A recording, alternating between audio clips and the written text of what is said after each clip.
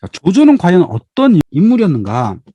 자, 삼국시대가 이루어지기 전에 인물 평가가 굉장히 유행을 했다 그래요. 그래서 많은 사람들이 이 인물은 어떻다, 저 인물은 어떻다 이런 평가가 있었는데 조조에 대해서는 양국 사람이었던 교호연이라는 사람이 이런 평가를 했다는 거야. 난세의 영웅이며 치세의 간적이다. 연암 사람인 허소란 사람은 난세의 간홍이 되고 치세에는 능신이 될 거다. 이렇게 평을 했다는 거죠. 이 말이 굉장히 유명해졌죠. 난세의 간홍, 치세의 능신. 이런 여러 평가가 있는 인물인데, 자, 이 사람은 과연 그렇다면 어떤 사람인가 한번 보죠. 처음에 아버지의 투자로 자수성가했죠. 아버지가 억만전을 주고 벼슬도 살 정도였으니까, 꽤 부자였으니까. 그래서 거기서부터 자수성가합니다. 그리고 세상을 볼 줄 아는 눈이 있죠. 전략적 사고를 할 줄 아는 사람이다. 헌제를 허창에 모셔와서 황제를 끼고 천하를 호령할 수 있는 이런 전략적 그림을 볼 줄 아는 그런 사람이었다. 거기다가 제가 이 사람을 높이 평가하는 이유 중에 하나는 이 사람은 스스로 공부하는 문인이었어요. 문과 부를 겸비한 리더였다고 하는 겁니다. 조조가 제일 사랑했던 책사였던 곽가는 이런 평가를 했다는 거예요. 조공께서는 원수와 비교해 보면 10가지 면에서 뛰어나다. 10가지 면이 뭐냐면 도, 의, 치, 도, 모, 덕, 인, 명, 문이다. 그러니까 당시에 있었던 모든 것에 통달했다. 자기 상사를 이렇게 표현했으니까 얼마나 대단한 인물이었다는 겁니까? 이 사람이 얼마나 이 문인 쪽으로도 스스로 공부하는 문인으로서 유명한 사람이었는지는 이 사람이 일으킨 문학에서 알 수 있어요. 그러니까 당시 이 사람이 일으키는 어떤 문학 사조를 건한 문학이라고 하는데요. 여기 활동했던 사람을 삼조와 건한 칠자라고 불러요. 삼조가 누구냐면 조조 삼부자죠. 조조, 조비, 조식. 이 세 사람이 다 문학에 뛰어났다. 그래서 제 역할을 했다는 거예요. 그리고 건한 칠자가 누구냐면 공룡, 진림, 왕찬, 서간, 완우, 음창, 유정 이런 사람이 있죠. 진림이라는 사람이 꽤 유명하죠. 진림은 원래 원서 밑에 있던 책사였어요. 이제 그때 조조 토벌 경문을 썼습니다. 조조는 체험의 유추로 본래부터 뛰어난 인덕도 없고 재빠르고 교활한 깡패이며 혼란을 좋아하고 재앙을 즐기는 인물이다. 그러니까 체험이란 게 조조에 붙인 거 조부, 조순과 조 등을 의미하는 거죠. 체험, 그다음 유추, 괴물이다. 그러니까 이게 아주 그 냄새나고 괴물인 이런 사람들의 자식이다 이런 뜻이죠. 그렇게 이제 이 진림이란 자가 토조조 경문 이렇게 쓴 거예요. 근데 나중에 조조가 진림을 잡은 다음에 이렇게 얘기하죠. 나의 죄상을 언급한 것이야 그럴 수 있지만은 나의 붙인 거 조부를 욕보인 건 너무하지 않았느냐라고 했더니 진림이 그랬다는 거죠. 화살이 시위에 매개져 있으면 쏠 수밖에 없습니다. 원소 밑에 있는 책사인데 어떻게 안 쓸 수 있느냐 좀 봐주라 그랬다는 거예요. 근데 이렇게 욕을 했는데도 불구하고 조조는 진림이라는 사람을 데려다가 쓰는 거예요. 건한문학의 7명 중에 1명으로 활용을 하죠. 자, 그렇다면 건한문학 중에서 남아있는 게 뭐냐? 과연 건한문학이 어떤 성격을 가졌느냐라고 본다면 이런 걸 볼 수가 있어요. 이 조조가 주석을 단 책이 있어요. 뭐냐면 손자병법이에요. 우리가 오늘날 보고 배우는 손자병법은 뭐 손무와 손빈으로부터 출발해서 전국시대에 쓰여진 책이라고 할 수 있죠. 누가 썼는지 모르지만 어쨌든 내려와요. 그러다가 조조시대에 와서 조조가 이거를 정리 편집을 합니다.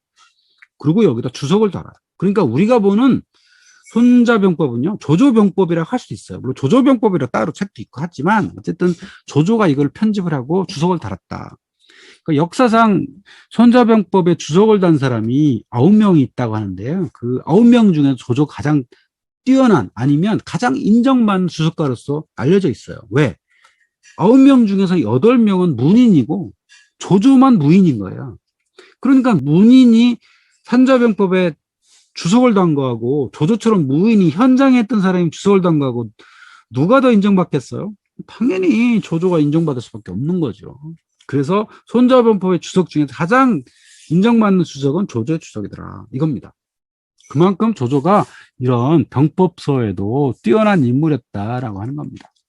도덕경이란 책 있죠. 노자라고도 부르고요. 이 도덕경이라는 아주 정말 어려운 이 책을 주석을 단 사람이 있어요. 왕필이라는 사람인데요. 이 사람은 23살에 죽었어요. 근데 20살 때 이 어려운 도덕경에 주석을 답니다. 그러니까 왕필이 누구냐면 왕찬이라고 하는 건한 칠자의 한 명이었던 왕찬의 조카였어요. 그러니까 이 왕찬 집안에서 이런 문학 아니면 학문을 굉장히 숭상을 했던 거죠. 결국은 조조로부터 내려오는 문학이라 는 우대 이런 문화에서 내려왔다고 할 수 있겠죠. 육가라고 하는 사람이 유방한테 했다고 하는 유명한 말이 있어요. 말 위에서 천하를 얻었다고 어찌 말 위에서 다스릴 수 있겠습니까? 이거를 나중에 칭기스칸의 책사였던 야율 초제라는 사람도 똑같은 말을 합니다. 말 위에서 천하를 얻는다고 해서 말 위에서 천하를 다스릴 수는 없습니다. 그러니까 문과 무를 함께 가야만 나라를 세우고 다스릴 수 있다. 이런 말이 되는 거죠. 싸움도 물론 잘해야 되지만 그 행정 능력, 국가를 다스리는 기본적인 능력도 있어야 된다. 그런 뜻이죠. 자, 조조가 남긴 유명한 시가 있어요. 단가행이라고 하는 시인데요. 물론 조조가 시를 많이 남겼는데 저는 이 시가 굉장히 좋더라고요. 그러니까 인생을 노래하는 거예요. 인생이 짧구나 그런 뜻입니다. 단가행이라는 게. 그러니까 뭐 대충 보면 이렇습니다. 술을 마시고 노래 부르나니 인생이 얼마나 될까? 비유하면 아침 이슬 같다 가버린 세월이 정말로 많구나. 응당 강개할 짐이 근심스러운 생각 잊기 어렵다. 무엇으로 시름을 풀 수 있을까? 오직 술이 있을 뿐이로다. 자, 술을 마시면서 인생이 짧은 것을 노래하는 건데 마지막 문장이 아주 유명해요. 뭐냐면 마지막 밑에서 두 번째 줄에 이런 말이 있습니다.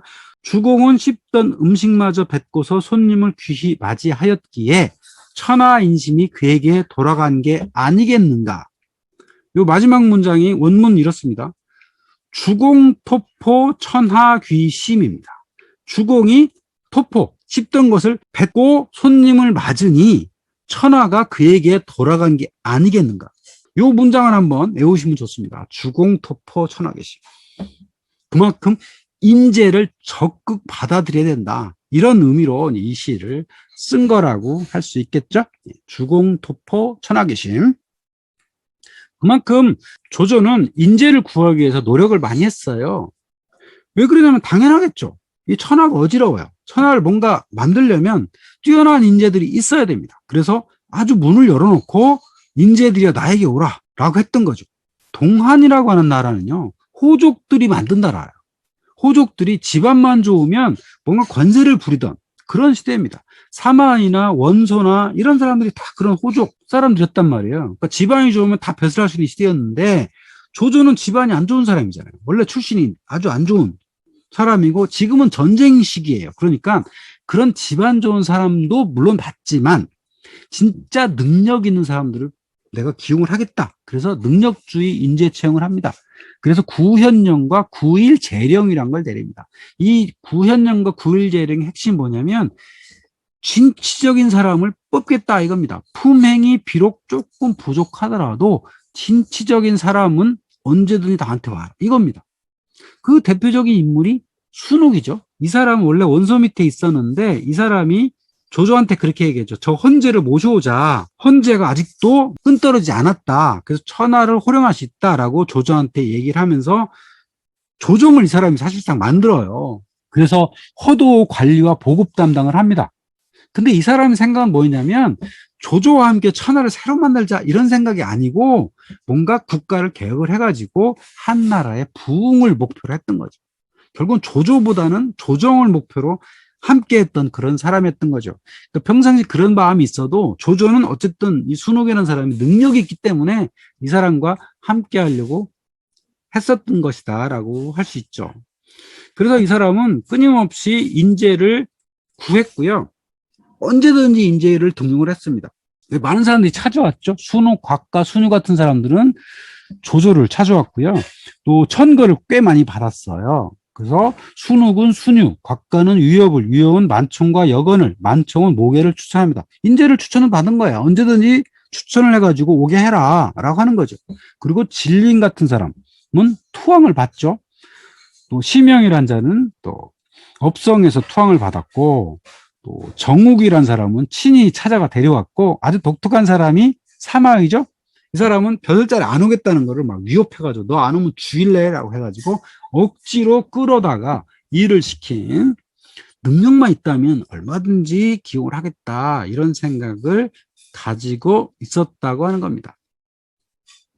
자, 그런데 조조가 사실은 위나라를 창업을 해가지고 거의 위왕이 되고 거의 천하를 거의 다 평정을 했는데 그 사람은 황제가 되지 않았습니다. 황제가 될 수 있는 상황이 이미 다 만들어졌는데 불구하고 황제가 되지 않았어요. 그 상황을 보면 이렇습니다. 서기 208년이 되면 승상이 되고요. 213년이 되면 위공이 되고 216년이 되면 위왕이 됩니다. 그러니까 위왕 정도 되면 위헌제밖에 없어요. 근데 헌제는 이미 아무런 권력이 없는 그냥 허수아비일 뿐입니다. 그리고 이미 조조는 찬배불명, 입초불추, 검리상전이라고 하는 거의 황제에 준하는 세 가지 특전을 입고 있었습니다. 그러니까 배례할 때 성명 대신 관직을 불러도 되고요. 황제 앞에 입조할 때 종종걸음을 안 해도 되고 검을 찬 채 신을 신고 전에 오를 수도 있었습니다. 이미 위왕이 돼가지고 헌제 당신 물러나소 라고 하면 얼마든지 밀어내고 황제가 될 수 있었는데 그 시기를 보냅니다. 4년을 보낸 후에 220년에 사망을 합니다. 그러다가 몇 달 후에 그 후계자인 조비가 칭제를 하고 헌제를 물러나게 하고 헌제로부터 선양을 받습니다. 아주 평화로운 선양을 받아요. 그래서 조조는 무황제로 추서가 되죠. 살아있을 때는 황제라고 불린 적이 없었다고 하는 겁니다. 자, 그렇다면 조조는 거의 황제에 준하는 특전을 다 입었거든요. 거마, 의복, 악현, 주호, 납해, 호분, 철월, 궁시, 거창, 귀찬 뭐 여러 가지 특혜예요. 9가지라고 하는 어떤 특혜인데 제후나 대신들 가운데 혁혁한 공을 세운 자에게 최고 예우를 하던 겁니다. 과거에 진나라 시대에 승상 이사가 받았던 전례가 있어요. 그래서 그거를 따라서 이 구석을 받았던 거죠. 동탁도 이 구석을 받았고요. 요걸 받으면 자연스럽게 찬탈을 하는 과정으로 가는 거였다고 하는 겁니다. 그럼에도 불구하고 조조는 찬탈을 하지 않습니다. 제가 이 연표를 잠깐 이제 보여드리면 이렇습니다. 여러분이 잊어보실까봐 또 보여드리는데요. 한 나라에서 위촉워가 되고 위나라가 촉나라를 멸했고 위가 서진으로 바뀌죠. 위는 조조의 후손들이 세운 나라고 서진은 사마이의 손자 사마이엄이 세우죠. 그 서진 시대에 오나라를 280년에 멸망을 시키고 서진이 이어지다가 5, 16국이 되고 사마씨의 일부가 남쪽으로 가서 동진을 세우고 그 동진이 송제, 양진의 남조가 되고 5, 16국은 나중에 북방의 유목민들이 더 많이 들어와서 북조가 되고 그 북조를 수나라가 통일하고 수나라가 남조까지 통일함으로써 이제 천하통일 시대가 이렇게 이루어지죠. 자, 그런 어떤 과정이 쭉 있는데 조조는 천자가 되지 않았다. 왜 되지 않았을까? 그래서 제가 앞에 연표를 보여드린 건 이런 역사 속에서 여러 사람들이 조조와 비슷한 상황을 맞습니다. 근데 그때 황제가 된 사람도 있고 안 된 사람도 있고 무리하게 황제 자리에 오른 사람도 있고 오르지 않은 사람도 있다는 겁니다. 아니면 황제를 죽이고 황제가 된 사람도 있고 황제를 죽이지 않고 스무스하게 선양을 받은 사람이 있다고 하는 겁니다. 자, 두 가지 케이스가 있는데요. 첫 번째는 황제가 황제의 자리에 오를 때 전임천자와 좋은 관계를 유지했던 사람. 그러니까 스무스하게 선양을 받은 다음에 전임 황제를 끝까지 살려뒀던 사람이 있고 황제를 아예 죽여버리고 자기가 황제가 된 그런 사람이 있었던 거죠. 자, 예를 들면 전임 천자와 좋은 관계를 유지했던 사람은 왕망. 서한이 멸망을 하고 왕망이 서기 8년에 신나라를 세우죠. 근데 폐지의 유형을 살려둡니다. 이미 왕망은 아주 신망이 높았어요. 그러니까 황제에 오를 만큼 이미 창업자인데도 불구하고 왕망처럼 이렇게 존경받는 사람이 드물었거든요. 어쨌든 이렇게 올랐다. 그리고 조조의 아들 조비가 위 문제가 됩니다. 이 경우에도 위나라를 건국하고 헌제를 살려둡니다. 그 조비는 창업자가 아니죠. 창업자 조조가 있는데 조조의 아들 되어와서 이제 헌제를 살려두고요. 진무제 사마염은 원제 조안을 살려둡니다. 그리고 서진을 건국하죠. 자, 그런데 전임천자를 살해하고 황제가 된 사람들이 있습니다. 누구냐면 이 남조시대가 좀 그런 경향이 있는데, 무리하게 좀 황제가 된 경향이 있는데, 전임천자를 살해했던 유유, 이 사람 흔히 유송을 세운 사람이라 할 수 있죠. 이 사람은 유송을 건국하면서 그 앞에 있던 동진의 선양후를 살해했고요.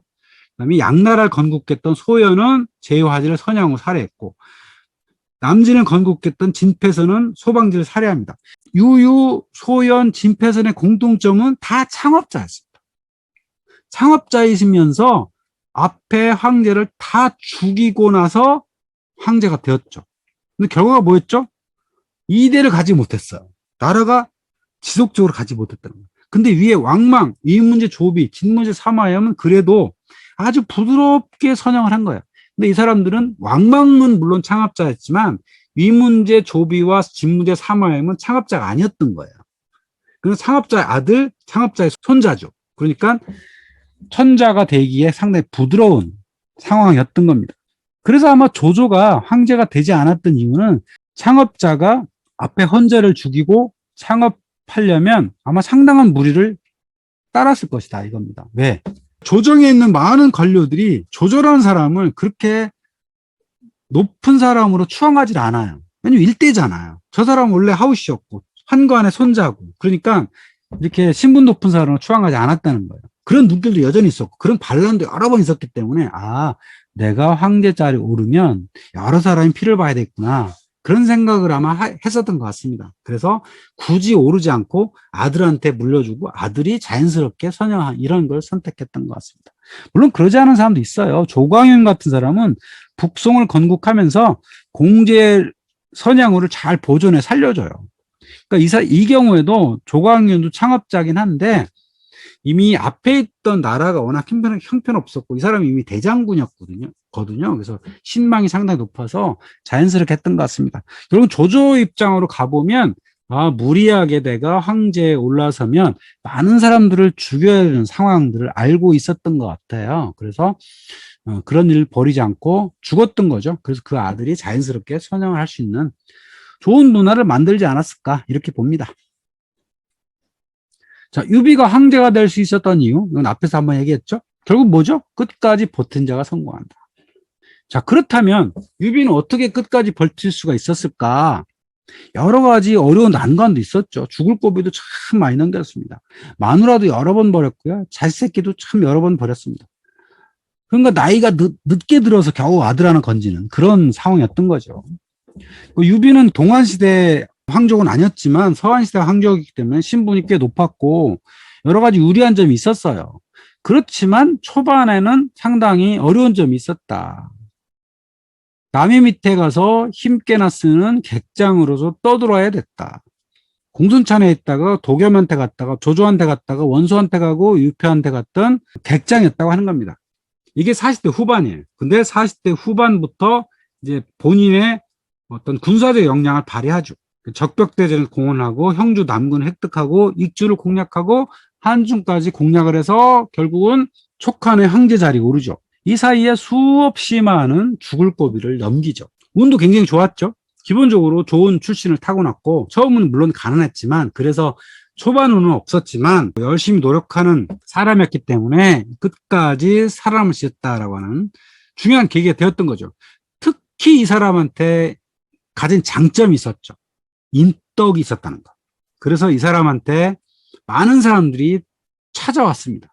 그래서 흔히 4대 책사, 5대 장군 이렇게 부르죠.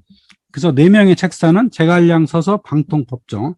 물론 서서는 잠깐 있다가 갔지만 제갈량과 방통, 법정은 그래도 꽤 역할을 하죠. 아주 뛰어난 인물들이었습니다. 또 관우, 장비, 마초, 황충, 조은 같은 인물들은 유비를 위해서 한 목숨 바치려고 노력을 많이 했죠. 그럼 이 사람이 어떤 인덕이 있었나라고 한번 따져보면 이렇습니다. 유비에게 인재들이 모인 이유를 제가 한번 3가지로 정리를 해봤어요. 첫 번째는 나라를 구하고자 하는 충성심이 있었다. 이 사람은 어쨌든 서한의 황족 출신으로서 뭐 새로운 나라를 만들겠다 이런 생각은 없었지만 지금 나라가 어지러우니 이 나라를 뭔가 부흥을 해가지고 좀 더 과거 영광을 되찾을 수 있지 않겠느냐라고 하는 충성심이 있었다. 두 번째는 겸손함이 있었다. 이 사람은 늘 스스로를 낮추려는 자세가 있었다라고 하는 겁니다. 세 번째는 이 사람의 가장 강력한 강점은 인화로 뭉치게 하는 힘이 있었다라고 하는 겁니다. 자, 그 증거가 뭐였냐면 유비 밑에 있던 그룹이 세 그룹이 있었다 그랬죠. 촉한이란 나라는 세 그룹이 있어서 맨 밑에 3등 시민으로서 원래 그 토착 익주 사람들 이연, 황권, 왕평 같은 사람이 있었고요. 2등 시민으로서 동주 그룹이 있었죠. 법정, 위원, 허정 같은 사람. 위에 1등 시민, 형주 그룹이 있었어요. 그러니까 관우, 장비, 조자룡, 제갈량 같은 사람들은 외부인으로서 익주에 들어와서 지배층을 형성했던 거예요. 자, 그럼에도 불구하고 유비가 살아있을 때, 제갈량 살아있을 때는 이 그룹 간에 알력이 별로 없었어요. 유비를 중심으로 똘똘 뭉쳤다고 하는 겁니다. 이 세 사람들이 얼마나 이질적이었냐면 북방 사람인 관우, 장비, 조자룡과 익주 사람이었던 이연, 황공, 왕평이 말이 안 통했을 수도 있습니다. 오늘날 사청원 사람들과 말이 안 통하는 사람이 지금도 있어요. 그러니까 옛날로 가면 거의 2000년 정도 간다면 이들 사이에 말이 전혀 안 통하는 경우도 있었을 겁니다. 더군다나 성격도 완전히 다르고요. 그 총나라는 아주 습하고 더운 동네거든요. 북방은 쌀쌀하고 냉정한, 아주 건조한 지대이기 때문에 사람 성격도 완전히 달라요. 이렇게 다른 사람들을 인화로 뭉치게 할 수 있었던 힘은 유비가 가진 바로 인덕 때문이었다라고 저는 평가를 합니다. 결국 유비가 가진 이런 능력이 있었기 때문에 유비라는 사람은 끝까지 살아남을 수 있었고 황제 소리를 들었었고 역사의 이름을 남길 수 있었던 거 아니겠느냐라고 볼 수가 있겠죠. 삼국지에서 정리해보는 생존법입니다. 세 가지입니다. 첫 번째, 끝까지 살아남은 자가 이긴다. 끈기가 있게 끝까지 살아남아야 됩니다. 두 번째는 타고난 역량을 살린 자가 이깁니다. 그렇죠? 출마자, 출사자. 내가 출마자가 돼서 대장이 될 능력을 갖고 있는 사람인지 아니면 누구를 잘 선택을 해서 그 사람을 따라야 되는 입장이 된 거지. 이걸 골라야 되겠죠. 물론 이걸 오늘날로 바꾸면 출사자도 누구나 출마자가 되어야 되는 시대이긴 해요. 누구를 모시고 할 시대는 아니어서 좀 다르게 봐야 됩니다만 어쨌든 본인이 갖고 있던 기본적인 성향과 역량을 잘 보고 거기에 맞춰서 선택을 잘 해야 되겠죠. 자, 세 번째는 실리를 챙긴 자가 이깁니다. 실용적인 능력을 가져야 된다고 하는 겁니다. 특히 난세에는 그렇죠. 조조가 살았던 이 삼국시대에는 무슨 명분, 의리 이런 것보다는 오히려 실지가 있는 실제적인 능력을 가진 사람을 우대하고 그 사람으로서 어떤 제대로 된 결과물을 만들어내도록 독려하고 함께하는 게 더 중요하겠죠. 실용적인 능력을 갖추는 게 더 중요하다. 이렇게 볼 수가 있겠습니다.